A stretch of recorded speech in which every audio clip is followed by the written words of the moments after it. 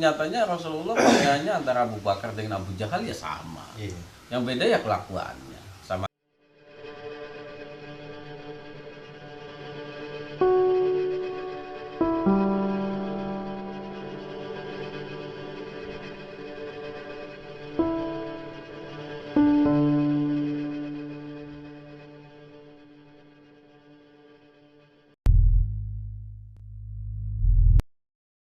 Tapi ketika beliau ceramah di depan umum kan bahasanya juga sederhana.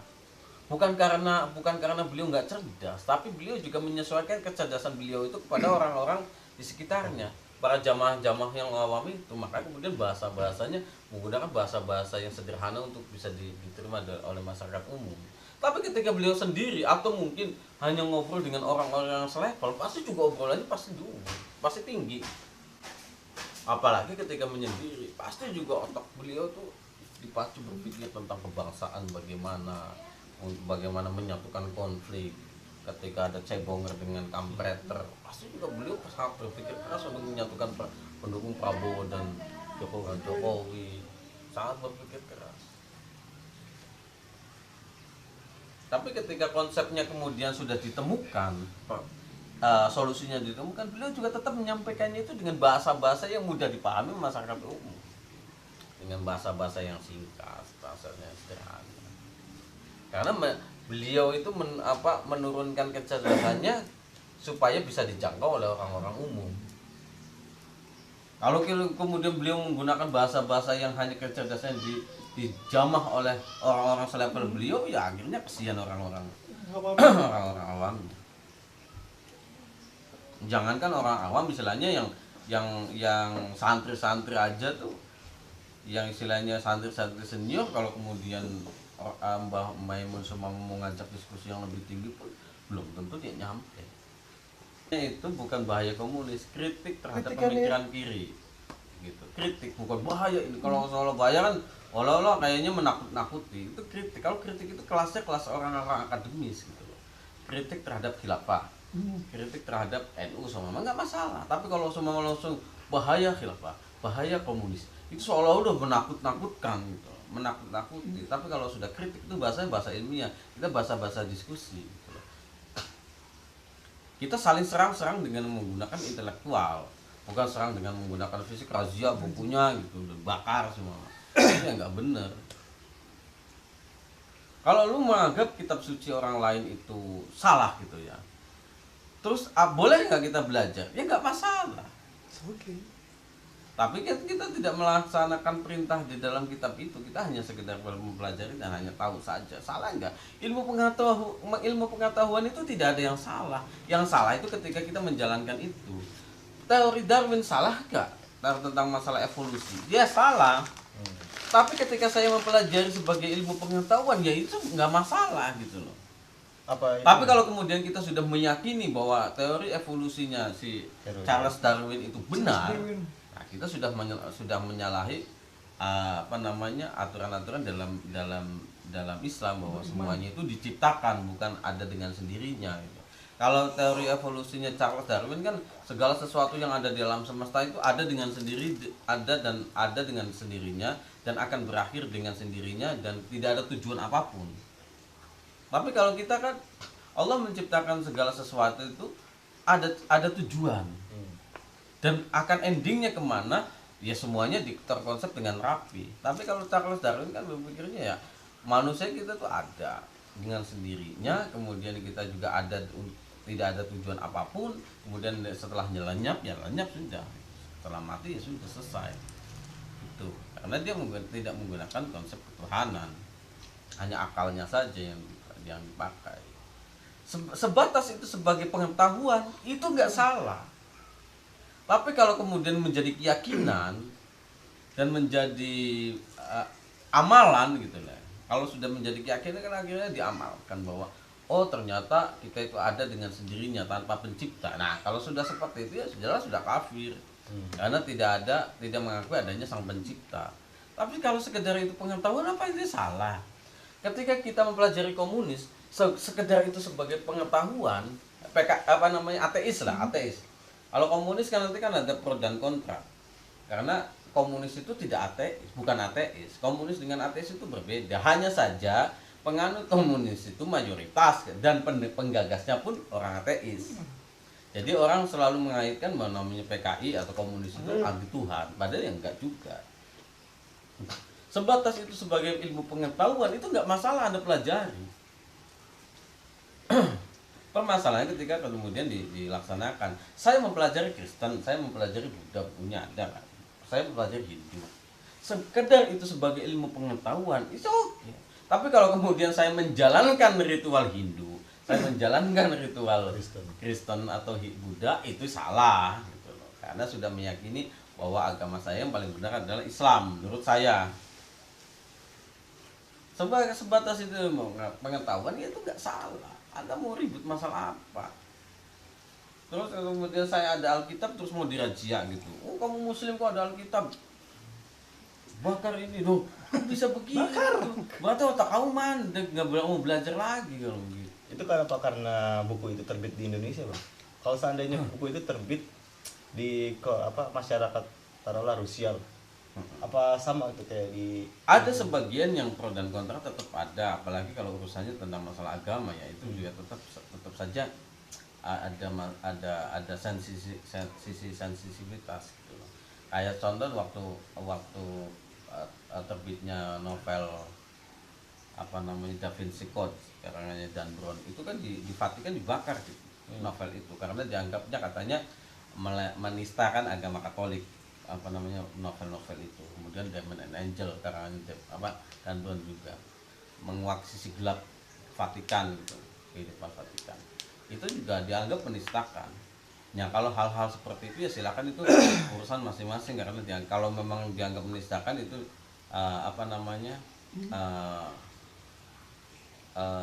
urusan nanti kalau memang ada hukum yang mengatur tentang penistaan agama silahkan. Tapi kalau menurut saya ketika ada hal-hal seperti itu tidak usah reaktif dengan tindakan represif. Kalau memang Anda menyangkal bahwa buku karangannya itu salah gitu ya, tandinglah dengan kitab lagi dengan buku lagi. Bukan kemudian mencaci maki atau kemudian kita rajuk bukunya bakar semua gitu.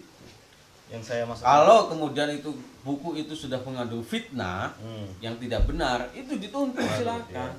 Kalau seumpama yang Dan Brown itu menulis tentang masalah konsep ketuhanan Trinitas itu mengambil atau menyontek konsepnya ketuhanannya orang-orang Yunani, bahwa Yunani itu juga punya Tuhan 3 gitu, atau menyontek konsep ketuhanannya Hindu, ada Dewa Siwa, Dewa Wisnu, Dewa Brahma, Trimurti sebutannya. Itu di novel Da Vinci Code itu kalau saya ingat saya ya, itu sering ada perdebatan itu. Karena memang orang-orang Katolik tidak terima dengan perdebatan itu, silakan balas lagi dengan buku penjelasan tentang pembantahan gitu, buku bantahan tentang novelnya Da Vinci Code itu. Silakan, nggak masalah, jangan dikit-dikit reaksi. Sama juga ketika ada orang gitu ya menghina Islam gitu kan, ada non Muslim menghina Islam bahwa Islam itu diserang dengan disebar dengan pedang semua, kemudian Nabi Muhammad bla bla bla bla begitu. Nggak usah reaktif dulu. Nggak usah reaktif, bikin buku tandingannya yang akademis dan bisa dipercaya. Itu toh akan mereka ketika mentok juga mereka akan mengakui bahwa ternyata dia salah gitu. Nggak usah reaktif, demo, silakan demo kalau memang ada hukumnya, tapi dituntut, jangan pakai kekerasan, jalur hukum. Jangan gitu, ini haram darahnya. Ya Allah. Ya Allah, kurang slow ya dia ya. Kayak dulu yang waktu kasusnya si Coki Muslim ya, yang YouTuber yang masak babi sama Muslim sama si Coki. Katanya campur kurma ya Pak? Kalau jadi seolah-olah pencampuran ala Kristen dengan Islam gitu. Kan pikiran kita kan memang dia awalnya buat bercandaan, cuman memang juga dia bercandanya terlalu gitu kan. Cuman yang bereaksi juga keterlaluan juga. Sejak kapan yang namanya babi itu Kristen, korma itu Muslim gitu kan? Islam. Iya ya.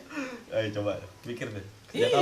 Sejak kapan benda atau buah-buahan atau binatang itu punya agama. Memang dalam Islam babi itu haram, tapi kemudian kita tidak bisa menjustifikasi babi itu Kristen, nggak bisa begitu karena babi nggak punya agama. Babi itu simbolis dari Kristen gitu ya. Seolah-olah dia begitu. Seolah-olah gitu. Kalau korma simbolis dengan Muslim gitu kan, karena tumbuhnya di tanah Arab dan itu makanan kesukaan Rasulullah gitu kan. Tapi Kurang slow dia. tapi netizen kan kurang lucu slow. juga kemudian itu sebagai penistaan agama itu malah bercanda-bercanda. Cuman memang dia awalnya bercandanya juga keterlaluan. Oh, Iya. nanti kalau dimasak babi dimasak dengan korma bisa jadi nanti babinya mualaf gitu kan. Ada apa namanya yang gue lihat di YouTube ya waktu itu. Habis itu kan kayak nggak tahu itu channelnya dihapus apa gimana gitu videonya.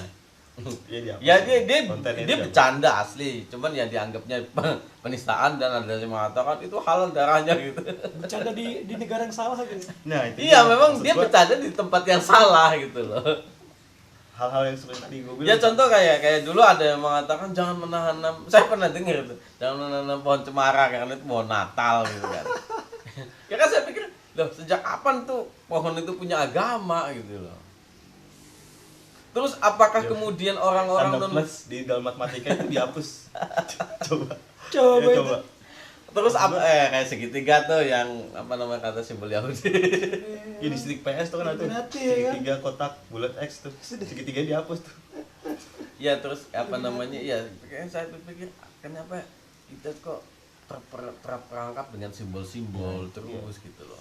Ya sejak kapan yang namanya pohon cemara itu pohon Kristen, dia punya agama gitu. Kalau begitu nanti orang Kristen nggak boleh makan ketupat karena ketupat itu simbol lebaran kita kan. Ya dulu jangan makan ketoprak.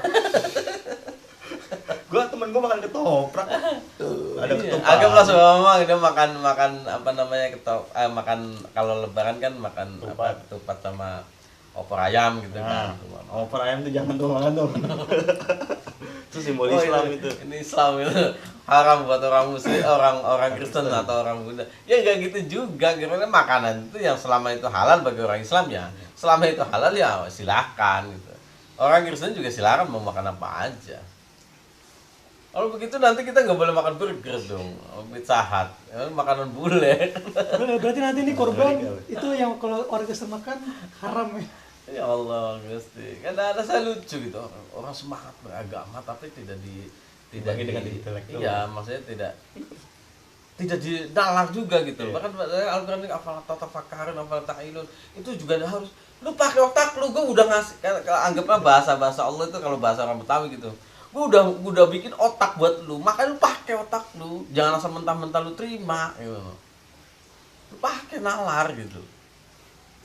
Jadi seolah-olah jadi kita itu beragama itu tujuannya agama, bukan tujuan siapa sih yang menciptakan agama gitu. Agama itu jalan. Nah tujuannya siapa? Allah, ya kan gitu. Tapi kita lebih konsen pada jalan itu, bukan pada konsen pada tujuannya. Kebanyakan kita seperti itu. Kalau kata Canun itu masyarakat Indonesia itu namanya bocor psikologis, Bang. Gimana gitu? Ya dia bilang kalau babi itu haram. Iya. Benar. Tapi kalau kita jalan-jalan sama babi, Dosa. sekarang kamu dengan kakakmu itu apa? Hubungannya apa? Haram kalau dinikahkan. Tapi kalau kamu cuma bersilaturahmi, Salaman, enggak. berpelukan gitu, dengan tanda kasih sayang ya enggak. Ada. Bocor psikologis itu kita. Dibilangnya bocor psikologis. Itulah. Jangan sampai itu kita bocor psikologis. Ya seperti Bang Nas tadi bilang. Sejak kapan babi itu jadi simbol? Simbol Kristen. Itu nggak ada lu dasarnya. Itu standar. Orang Buddha, orang Hindu ya makan babi juga gitu. Pasti kurma lagi di Islam. Tapi itu kebanyakan malah itu jadi diterima oleh kebanyakan orang ya bang. Ya itu Kebanyakan karena itu bocor psikologis kita. Maksudnya mereka itu melihat agama itu sebagai tujuan. Bahwa tujuan kita beragama itu apa sih? Tujuan kita beragama adalah menuju Tuhan. Berarti agama itu jalan kan. Nah, yang kita yakini sebagai umat Muslim ya agama yang paling diridhai Allah itu yang benar adalah Muslim, adalah Islam. Nah, apa kemudian agama itu yang lain salah? Yes, menurut kita ya salah gitu. Tapi kita tidak perlu menyalahkan orang yang beragama lain. Gitu. Berbeda dengan orang liberal mengatakan bahwa semua agama baik, semua agama benar, semua agama sama. Itu nggak benar juga. Itu berarti melecehkan agama. Berarti nanti hari Jumat lu ke masjid, hari Minggu ke gereja. hari Senin nanti ke wihara atau ke pura gitu, nggak bisa begitu. Itu namanya tidak menghargai agama kalau Kalau begitu. kata Cak, Ya, matamu cakap. soek. Tapi kita meyakini bahwa agama itu benar, ya satu agama gitu loh. Agama saya ya Islam, satu-satunya ya agama yang paling benar, bukan yang paling benar, yang benar. Kalau yang paling itu berarti bentuknya ada perbandingan, ada komparatif gitu loh. Jadi agama yang baik dan agama yang lebih baik. Nanti sama-sama baik dong kalau begitu. Kalau saya mengatakan agama yang benar, berarti agama yang lain salah. Itu menurut saya. Saya tidak akan memaksakan orang yang berbeda agama itu, lu salah gitu. Kecuali kita berbeda namanya diskusi lintas agama, itu nggak masalah. Tapi kamu, kafir neraka ya, nggak usah begitu juga. Yang kemarin yang kasus jadi Corbuzier masuk Islam itu kan rame gitu ya. Iya. Corbuzier sholat, nggak pakai sarung, nggak pakai apa. Kan itu berarti agamanya dia itu terkungkung dengan simbol gitu loh. Iya. Bahwa orang sholat itu harus pakai sarung. Padahal orang Arab juga nggak pakai sarung, Gamis. bukan pakai gamis. Itu Abu Sofyan bersorban. Iya, Abu Jahal pakai udang-udang sama, Pakai gamis. pakai gamis. Itulah. Jadi mereka tidak berpikir, tidak membedakan mana agama, mana budaya. Iya. Sholat itu agama, tapi sarung itu budaya. Ya kan? Ini untuk menutupi aurat ini. Iya. Jadi Mau kita pakai. Goni juga.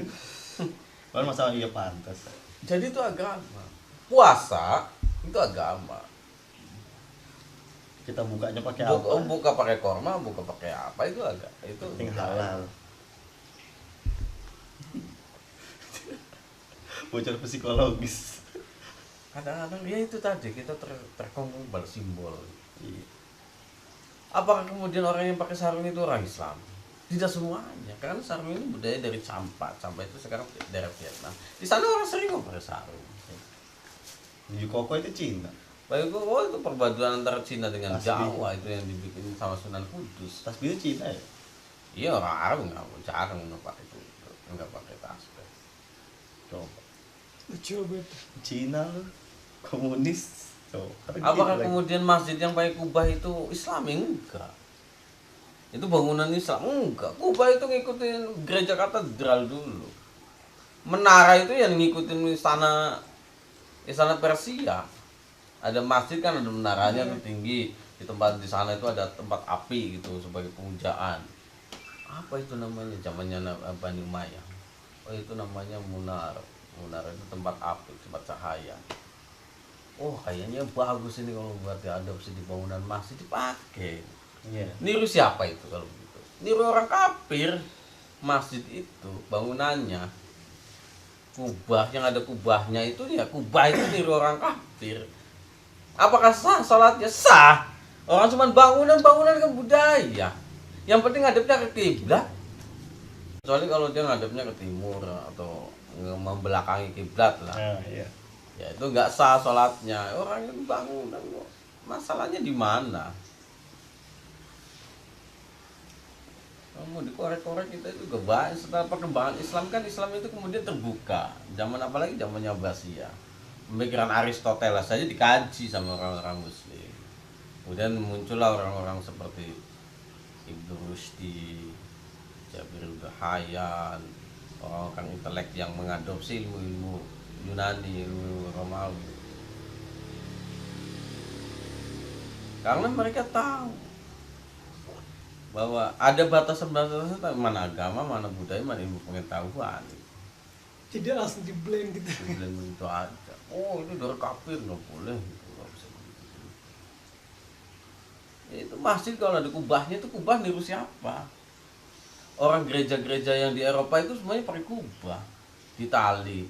Lebih tuaan mana Vatikan dengan Masjid Nabawi? Lebih tuaan Vatikan. Dulu Masjid Nabawi ya zaman Rasulullah pakai pelepah korma gitu doang, nggak ada kubahnya, nggak ada tiang-tiang menara. Sekarang kan ada. Itu niru siapa kalau bukan niru orang kafir? Karena zamannya Rasulullah itu ya yang maju dari sisi ilmu pengetahuan, sisi arsitektur ya orang-orang Barat pada saat itu. terutama Romawi Persia zaman dulu itu penguasa besar kerajaan dunia itu. Dari sisi pengetahuan dan arsitektur mereka lebih hebat, tata kotanya udah bagus. Setelah Islam berkembang, Islam menguasai, sebagian itu Islam meniru mereka. Dari sisi budaya ya, bukan sisi agama. Kalau agama mereka kita sudah sempurna. Tapi masalah budaya kan nggak masalah. Di bangunan Arab zaman dulu nggak ada kubah, zaman Rasulullah itu. Ya kotak begitu aja kayak dak-dakan rumahnya, nggak ada kubah. Jadi dari pelajaran itu kita harus hidupnya tuh multikultural bang ya, dan bersosial. Ya selama itu tidak bertentangan dengan Islam itu nggak masalah. Kita terlalu terkungkung dengan kulit kehidupan kita itu tentang masalah agama. Kalau misalnya bang ada yang membantah gini bang, kan ada tuh ya sebuah dalil tuh jangan menyerupai Jangan kaum kau- ya kan? iya. Nanti kau akan kau- bersama mereka di akhirat nanti. Itu dalam artian begini, kelakuan yang dianggap tidak baik dalam pandangan Islam itu nggak usah ditiru. Contoh kayak orang-orang Barat melakukan pesta-pesta ini itu gitu kan, yang perkumpulan laki-laki dan perempuan itu kan sudah, dan joget-jogetan semua itu kan budaya Barat.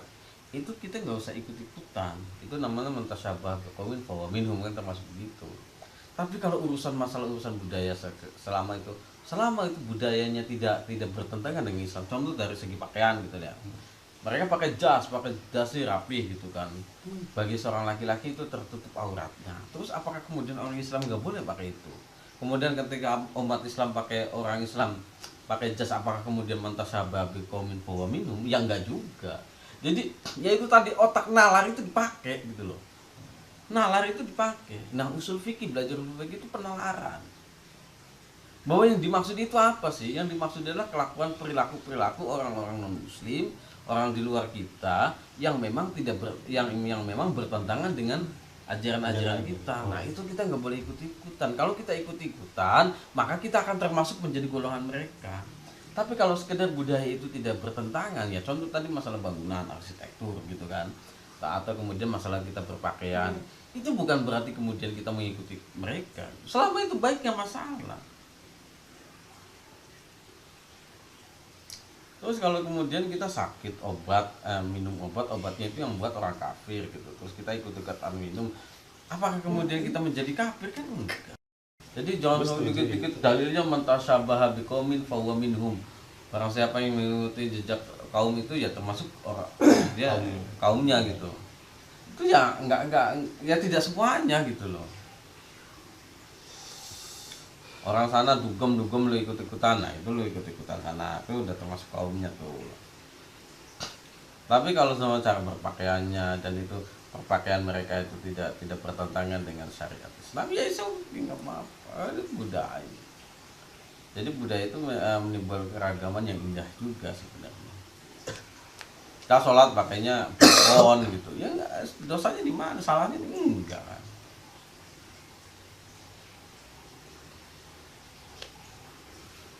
Kan itu sudah budaya saja. Kalau saya dulu pada mengatakan seumpamanya ya, ini mah bicara seumpamanya, andai kata Rasulullah lahir di tanah Jawa, bisa jadi beliau juga pakai belangkon. Iya, bisa jadi pakai batik. Bener. Kamu mungkin ya, itu ya. Iya, karena beliau kenapa kemudian pakainya gamis, pakai udang-udang begitu? Ya karena adatnya di sana begitu. Toh nyatanya Rasulullah pakaiannya antara Abu Bakar dengan Abu Jahal ya sama. Iya. Yang beda ya kelakuannya sama akidahnya.